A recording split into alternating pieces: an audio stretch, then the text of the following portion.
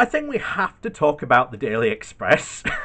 I mean, it generally is a very easy thing to ignore, but when you realise that the Daily Express has a somewhat, significant, circulation in this country. I mean, it is a national newspaper, and yes, it is by no means the biggest, circulated, newspaper in the country, but that means that it does have readers, and one of, if not the most primary source for absolute, I suppose you could just call it at this point, Brexit nonsense has been the Daily Express, to a point where it does just seem that the Daily Express, in reality, in this universe, the Daily Express in this universe is actually really left-wing and puts out really good left-wing articles. The problem is when it goes to the printer just prints the Daily Express from the other world, which is just a complete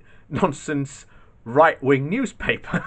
And that's generally how, it comes across. It comes across as a paper that was basically printed in a complete and other alternate reality. And the Daily Express has been priming its readership for, oh look, how wonderful Brexit is going to be. We're going to get, quote, all these advantages. I mean, I am very tempted to go back, and I'm gonna have to mean trawling through their god awful website, and trawling through it's hard enough with an ad blocker on. And bear in mind, if I try and read it on my phone, which has no ad blocker, there's going to have ads popping up on it left, right, and centre. It's going to be a nightmare to try and go through. But hey, we'll see. It was promoting this Japan deal as if it was like the best thing since sliced bread. And I know that seems a very odd phrase to say, but it was like, oh my god, Japan deal is going to be absolutely amazing. We're going to get, cheaper things from like Sony and Philips, and it's going to be amazing. And it's like they're not included in the trade deal, but it's just random things like that. And they don't just lie, but they exaggerate those lies to like the 10th degree. And this is what we mean by it's written for a completely alternate universe. As far as they're concerned, the Brexit negotiations are basically just going incredibly well, and we're bending the EU over a barrel. That's not the case at all. But this is exactly what we're going to cover today in this article. And I don't know how the Daily Express is going to spin Brexit next year, and this is why the Daily Express is one of my newspapers of choice of when it is going to be published. The this isn't the Brexit we voted for article. So I'm expecting the Daily Express to be one of those newspapers, and then it will take pride of place up here on the wall. So this comes from the New European, and it's the Daily Express still hasn't woken up to the Brexit nightmare.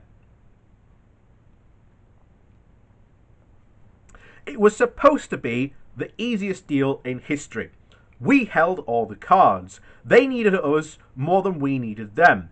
And there was no question of our leaving without a deal in place. And now this. If you took all the nearly there summits, the walk-away plungers, and the mind-boggling, stomach-churning switchbacks of the past 4 years and turned them into a theme park ride, you'd make a fortune. Most of us have watched, bemused or even horrified at a distance, and nothing, only the big moments, like this week. But spare a thought for the readers of the Daily and Sunday Express, who have been forced to endure every dizzying twist and turn from the front page after front page.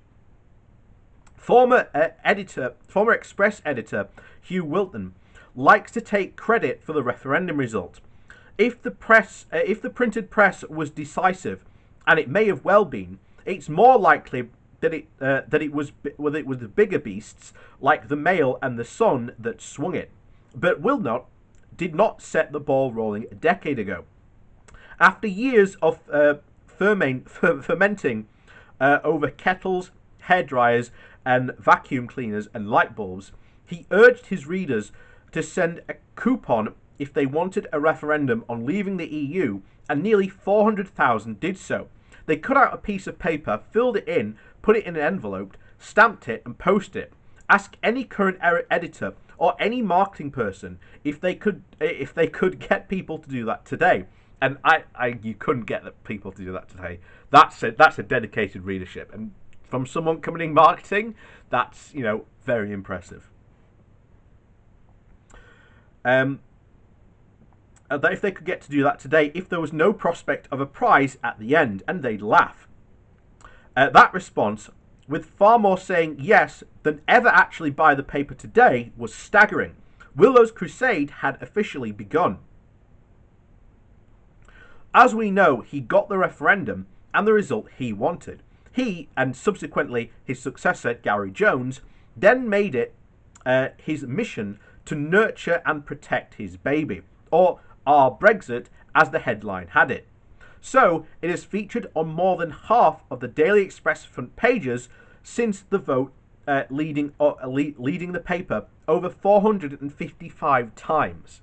That's a lot, considering most of the time Brexit has long since passed the front pages of this newspaper, of the newspapers even in this country. It is important news, and it still does make headlines, but it's not every single day, and nowhere near often as that. Of those, about 90 have been specifically about the negotiations with Brussels and our future relationship. That may not seem a high proportion, but there's been quite a lot going on, not least the couple of Tory leadership races and a couple of elections. And who can forget the protests, the court cases, the ERG, the fears of Brexit betrayal, and all the Westminster shenanigans and successive PMs struggling to get their homework passed by MPs. Certainly not the new European readers who have withstood the even greater bombardment of every development, every rumour, and every nuance, albeit viewed through a completely different prism.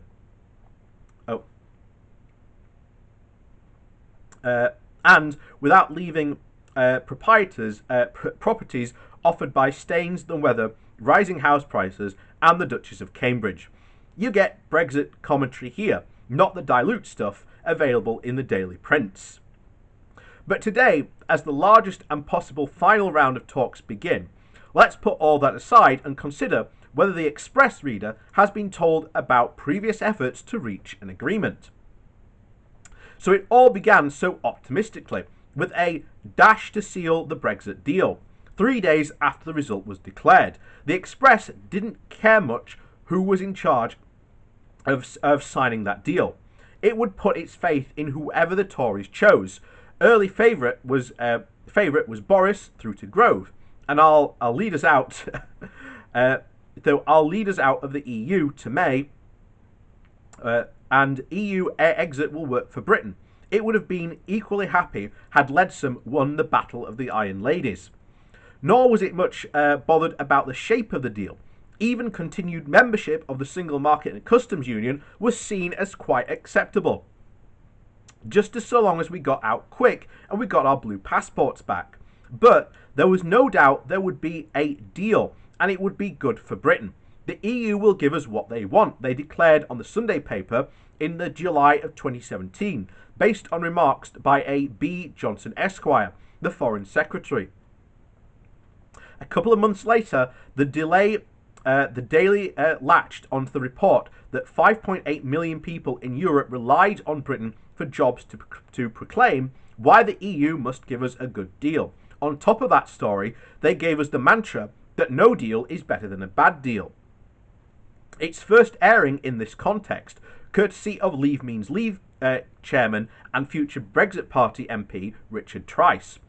Soon things were sorted. How could they not, when we were talking to that arch villain of the EU mafia, and we were being bullied rather than refused to be bullied? We put Juncker back in his box, and we had the EU on the ropes, we told them. You can't frighten us, they can go whistle for a divorce fee, Johnson again. Anyone puffing their chests and through talking, for those like David Davis, who were supposedly doing the negotiating to onlookers, such as James Dyson, found a ready home on the front page. And so it has gone on for 4 long years, swinging from arrogant exceptionalism to playing the victim, from threats to deadlines, to defiance to triumphalism, from the bigliest to the best gold-plated deal in the whole wide world, to gearing up, bracing ourselves, and all guns blazing for a no-deal Brexit. At the last headline count, no deal was beating a deal by 20-18. Whatever happens, the future will still be bright for Express readers.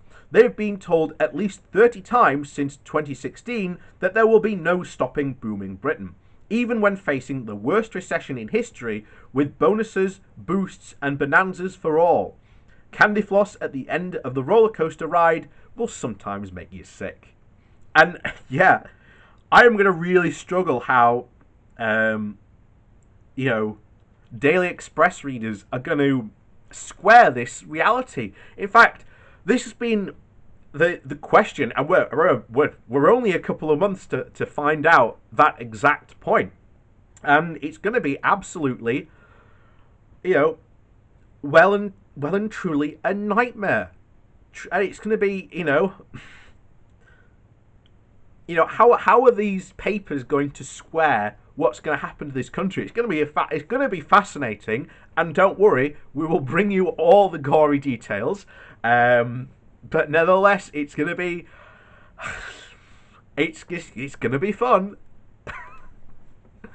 So, with that said, please do hit that like, share, and subscribe button.